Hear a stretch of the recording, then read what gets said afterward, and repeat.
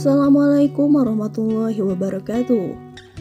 Tidak dapat dipungkiri lagi, musibah perzinahan sudah mulai merajalela di negeri ini. Dari masyarakat perkotaan hingga pedesaan, zina sudah dianggap bukan hal tabu di masyarakat hingga timbul kesan sepele atas perbuatan keji ini. Kebejatan dan kenistaan perzinahan telah dikaburkan dengan istilah-istilah yang berkonotasi lain. Ditambah lagi syariat Islam secara umum dan hukum bagi para pezina khususnya tidak dilaksanakan. Kondisi-kondisi ini mengundang azab Allah Subhanahu wa Ta'ala dan wabah buruk di tengah kaum muslimin.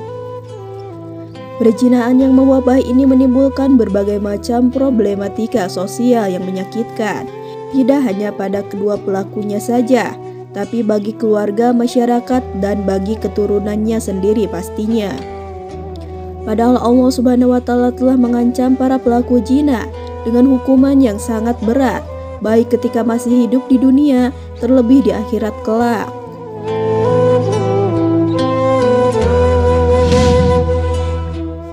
Imam Syafi'i bahkan menyatakan bahwa kelak keturunan para pezina juga akan dijinai pula, seperti halnya yang mereka lakukan sebelumnya. Sebab zina adalah hutang, sehingga para pelakunya harus membayar hutang tersebut, baik oleh dirinya sendiri maupun oleh anak keturunannya kelak. Dikutip dari kitab Imanul Taqwa halaman ke-15, bermula dari seorang yang datang dan bertanya kepada Imam Syafi'i, mengapa hukuman bagi para pezina sedemikian beratnya? Maka wajah Imam Syafi'i pun memerah, pipinya merona delima. Lalu beliau berkata, karena zina adalah dosa yang bala, besar resikonya, akibatnya akan mengenai keluarganya, tetangganya, keturunannya, hingga tikus di rumahnya dan semut di liang sekitar rumahnya. Orang itu kembali bertanya, mengapa pelaksanaan hukumannya dengan itu? Sebagaimana Allah Subhanahu wa Ta'ala berfirman, dan janganlah rasa ibamu pada mereka menghalangimu untuk menegakkan agama. Maka Imam Syafi'i pun terdiam. Ia menunduk lalu menangis. Setelah tangisnya terhenti, beliau berkata, sebab zina seringkali datang dari cinta, dan cinta selalu membuat seseorang menjadi iba. Kemudian setan datang untuk membuat kita lebih mengasihi manusia daripada mencintainya. Lalu orang itu kembali bertanya, dan mengapa Allah Subhanahu wa Ta'ala berfirman, dan hendaklah pelaksanaan hukuman mereka pezina disaksikan oleh sekumpulan orang-orang yang beriman. Bukankah hukuman bagi pembunuh, orang murtad dan pencuri, Allah Subhanahu wa Ta'ala tidak mensyaratkan menjadikannya tontonan? Seketika janggut Imam Syafi'i basah, ia terguncang. Lalu beliau berkata, agar menjadi pelajaran, ucapnya sambil terisak, agar menjadi pelajaran. Beliau terseduh, agar menjadi pelajaran. Beliau kembali terisak. Kemudian ia bangkit dari duduknya dan matanya kembali menyala. Ia kembali bersemangat dan berkata, sebab ketahuilah oleh kalian bahwa sesungguhnya zina adalah hutang, dan sungguh hutang tetaplah hutang. Salah seorang dalam nasab keturunan pelakunya pasti harus membayarnya.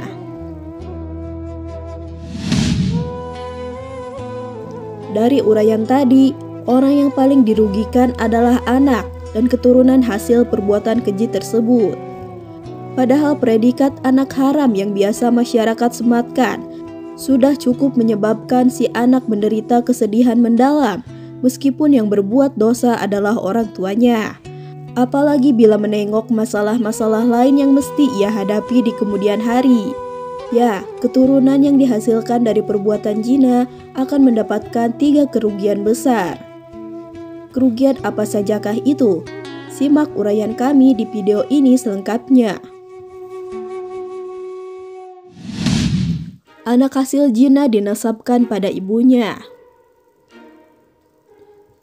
Anak hasil zina dinasabkan kepada ibunya, sebagaimana nasib anak mula'anah yang dinasabkan kepada ibunya, bukan kepada bapaknya.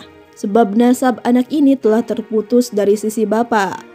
Ibnu Umar radhiyallahu an pernah menuturkan, Nabi SAW mengadakan mula'anah antara seorang lelaki dengan istrinya, Lalu lelaki itu mengingkari anaknya tersebut, dan Nabi Shallallahu Alaihi Wasallam memisahkan keduanya dan menasabkan anak tersebut kepada ibunya. Hadis riwayat Bukhari. Yang jadi masalah adalah ketika anak yang dilahirkan adalah perempuan dan ketika dinikahkan menggunakan nasab dari bapaknya. Kejadian ini banyak terjadi di masa kini karena sang ibu malu mengakui bahwa putrinya merupakan anak hasil perbuatan kejinya hingga perkawinan itu berlangsung dan lelaki yang menjinahinya atau malah suaminya yang bukan bapak anaknya menjadi wali dan dinasabkan kepadanya. Padahal nasab anak tersebut seharusnya pada ibunya, sehingga pernikahan tersebut menjadi tidak sah secara syar'i dan bisa menjadi berstatus zina secara turun-temurun jika tidak diputuskan. Nauzubillah.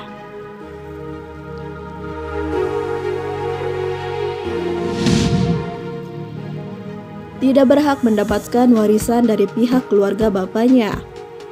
Hubungan waris mewaris antara seorang anak dengan bapaknya adalah dengan adanya asbab nasab. Ketika anak jina tidak dinasabkan secara syar'i kepada lelaki yang telah menjinahi ibunya, maka konsekuensinya adalah tidak ada waris mewarisi antara keduanya. Dengan demikian, anak tersebut tidak bisa mendapatkan harta warisan dari lelaki yang menjinahi ibunya serta kerabatnya. Begitu juga lelaki tersebut tidak bisa mendapatkan harta waris dari anak hasil perbuatan jinanya. Anak tersebut hanya akan mendapatkan hak waris dari ibunya saja. Anak tersebut menjadi non-mahram dengan keluarga lelaki yang menjinai ibunya. Menurut pendapat yang rajih atau lebih kuat, bahwa anak hasil zina terputus nasab dan hak warisnya dari lelaki yang menjinahi ibunya. Dengan dasar ini, maka anak tersebut bukanlah mahram bagi keluarga lelaki tersebut. Sebab status mahram hanya didapatkan dengan 3 sebab, yaitu nasab, keturunan, dan perkawinan. 3 sebab ini tidak ada pada anak hasil zina. Oleh karena itu, ia bukanlah mahram bagi lelaki tersebut, saudara dan anak-anak lelaki tersebut yang dilahirkan dari pernikahan yang sah. Konsekuensinya adalah seluruh hukum-hukum yang berhubungan dengan kebolehan melihat, halwat, dan safar dilarang di antara mereka. Wallahu a'lam bishawab.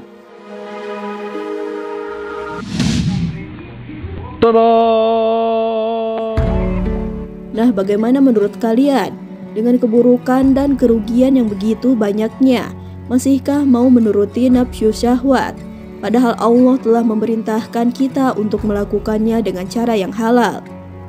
Jangan sampai akibat perbuatan keji yang dilakukan, akibatnya dirasakan pula oleh orang lain, terutama oleh anak dan keturunan kita. Meski memang anak yang terlahir itu dasarnya adalah suci dan tidak akan menanggung dosa perzinaan yang dilakukan kedua orang tuanya. Na'udzubillahi min dzalik. Semoga kita dihindarkan dari segala dosa besar, khususnya zina, dan dilindungi dari segala akibat perbuatan keji tersebut. Dan semoga tayangan ini bermanfaat dan menambah wawasan serta keimanan kita kepada Allah Subhanahu wa Ta'ala. Amin ya Rabbal 'Alamin. Sekian tayangan hari ini. Wassalamualaikum warahmatullahi wabarakatuh.